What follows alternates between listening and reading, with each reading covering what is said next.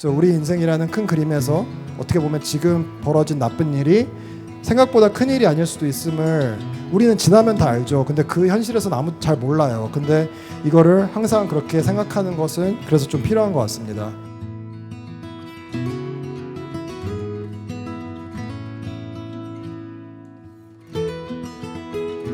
지금 정신건강이 어려운 것들은 한국만의 문제는 아니고요. 정말 전 세계적인 추세예요.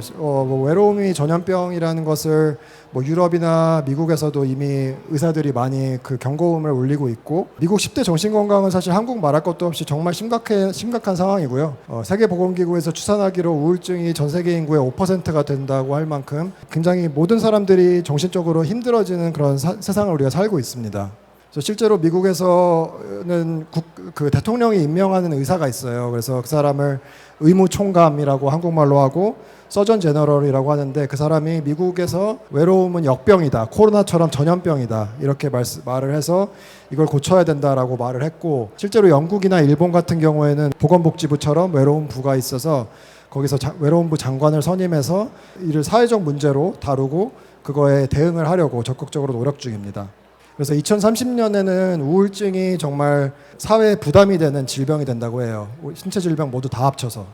제가 책을 쓴 이유기도 한데요. 제가 정신과 의사로 일하면서 저기 보이는 저 기계 같다는 생각을 많이 했어요. 그러니까 저기 저 큰 배가 정말 사회의 어떤 구조적인 문제 때문에 발생한 일이라면, 제가 진료실에서 처방하는 항우울제는 약간 저렇게 고군분투하는 안 되는 걸 하고 있는 느낌을 많이 받았어요.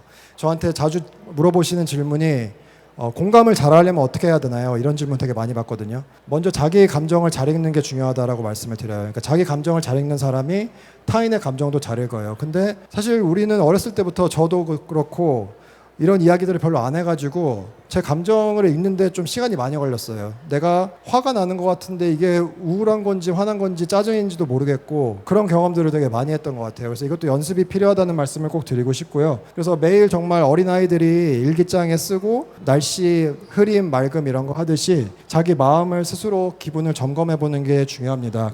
근데 여기에서 조금 더 나아가서 행동 활성화라는 것에 대해서 좀 설명을 드리고 싶어요. 요일들을 일, 월, 화, 수, 목, 금, 토 쓰시고, 그 다음에 세로축에 이제 시간표로 하는 거예요. 저희 이제 어릴 때 시간표 짜는 것처럼 방학 때 그날 1시간, 2시간 단위로 어떤 행동을 했는지를 적으시는 거예요. 그런 다음에 내가 느꼈던 기분, 0점에서 10점으로 했을 때 10이 가장 이제 좋은 기분이고 0은 정말 안 좋은 기분이라고 했을 때 내 기분이 어떤지를 패턴을 이제 적어보면 언제 기분이 좋아지고 내가 언제 기분이 나빠지지, 이런 게 나오거든요. 그러면 그걸 모아서 왼쪽은 나의 우울증을 막아주는 것들, 그러니까 항우울을 해주는 그런 활동들을 쭉 적어보실 수 있고요. 오른쪽에는 내가 나를 기분 나쁘게 만드는 것들을 쭉 적어가지고 이제 스스로한테 항우울 활동을 처방을 하는 거예요. 근데 이거를 처방을 하실 때 막연하게 하는 게 아니라 정말 구체적인 수치로, 그러니까 예를 들면 저 같은 경우에는 제가 사실 책을 쓰게 된 계기도 저한테는 글 쓰는 게 약간 항우울제 같다는 생각을 많이 했거든요. 그래서 그런 것들을 이제 스스로 내가 그러면 하루에 시간을 정해놓고 정말 할 수 있는 적은 수치부터 일주일에 3번 아이를 재운 다음에 10분씩 내가 글쓰기를 해보겠다. 사실 그래서 이 글들이 모여서 책이 된 거거든요. 그래서 그런 식으로 하다가 조금씩 늘려가고, 사실 사람이 우울하면은 별로 기분 좋은 일이 많지 않잖아요. 그러다 보면은 우리가 어떤 게 나를 기분 좋게 하는지 다 거기서 거길 수도 있고, 그러면 어떻게 그거를 구분을 하냐 이렇게 물어보시면 저는 가치가 굉장히 중요한 것 같아요. 그래서 자기의 가치관을 하는 게 굉장히 중요하거든요. 결정을 잘 못하는 분들 많잖아요. 그런 분들이 있을 때 자기 가치관이 곧게 서 있으면 사실 결정 내리기도 훨씬 쉬워요. 가치도 마찬가지로 10이면 나한테 중요한 가치고 0이면 나한테 덜 중요한 거예요. 그래서 일, 학업, 사회에 기여하는 것, 친밀감, 가족관계, 저 같은 경우 이런 경우를 쭉 써봐서 여기에 점수를 매겨봤더니 저 같은 경우에는 일단 가족이 가장 중요해서 10이라고 했고요. 그런 다음에 이제 사회 기여가 9, 그래서 건강이 9, 일이 8 이런 식으로 해서 가치의 기준들을 확실히 해놓으면 결정을 하기도 쉬울 뿐더러 아까 말씀드린 내가 그럼 어떤 행동을 했을 때 나한테 정신적으로 내가 좀 나아질 수 있을까를 결정하는 데 많은 도움이 됩니다. 세 번째는 이제 현재에 머무는 건데요.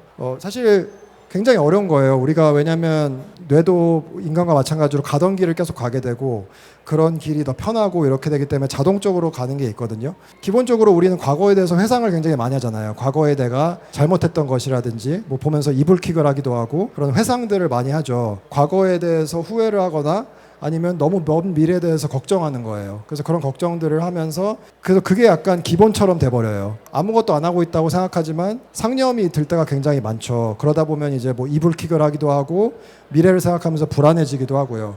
당연히 항상 현재에 머물 수는 없지만 기본적으로 이제 인생을 큰 그림하고 작은 그림으로 나눠서 하루 일과의 작은 일들을 먼저 아까 말씀드린 그런 계획표 같은 것도 도움이 되고요. 그런 작은 것들을 계획하고 실행하는 것도 도움이 되고 마음 챙김이 굉장히 도움이 많이 되거든요. 항상 우리가 명상이라고 하면은 뭔가 저 왼쪽처럼 아무도 없는 곳에서 조용히 해야 될 것 같지만 사실 여기 정희영 교수님께서도 말씀하셨듯이 지하철에서도 가능한 게 마음 챙김이에요. 그래서 가장 기본적으로는 저 같은 경우에 이제 산책을 밥을 먹고 꼭 점심 먹고 하는 편인데 그때 이제 걸어 다니면서 정말 미래 과거 일부러 생각하지 않고 나의 현재 숨소리라든가 현재 나의 발걸음 소리 이런 것들에만 집중을 하는 거예요. 54321 요법이라고 해서 아까 말씀드린 현재에 머무는 건데 정말 구체적인 것들을 자기가 해보는 거예요. 그래서 보통 공황의 증상이 내가 죽을 것 같고 땅이 꺼질 것 같고 막 이런 느낌이 들거든요. 그럴 때 이런 기법들을 평소에 연습해 놓으시면 도움이 많이 됩니다.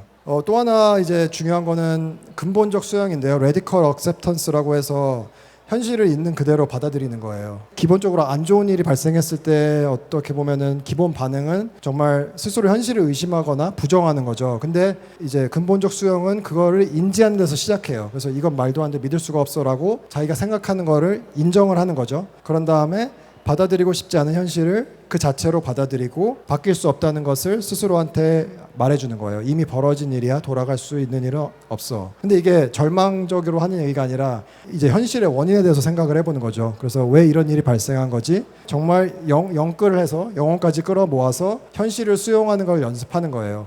수용을 도와주는 혼잣말들이나 긴장풀기 요법 아까 말씀드린 명상이나 이런 것도 또 도움이 되고요.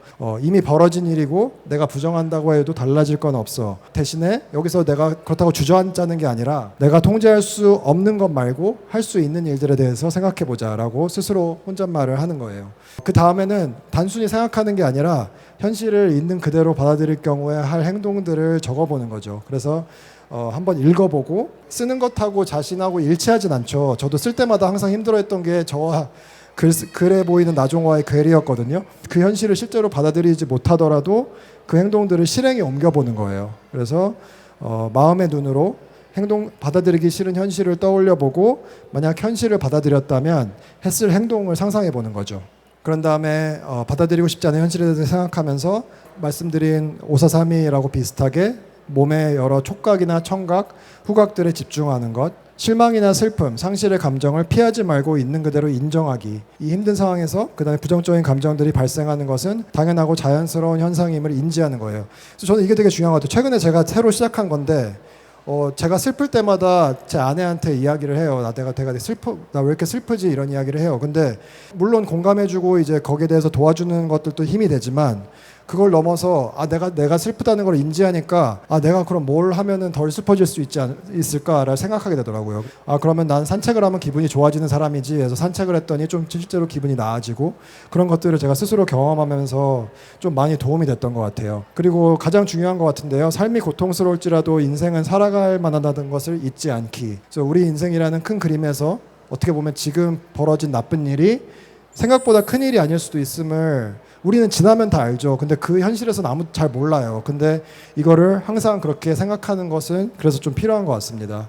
이제 수용을 하는 연습하는 것의 장단점에 대해서 적어보는 것 또 도움이 될 수 있습니다.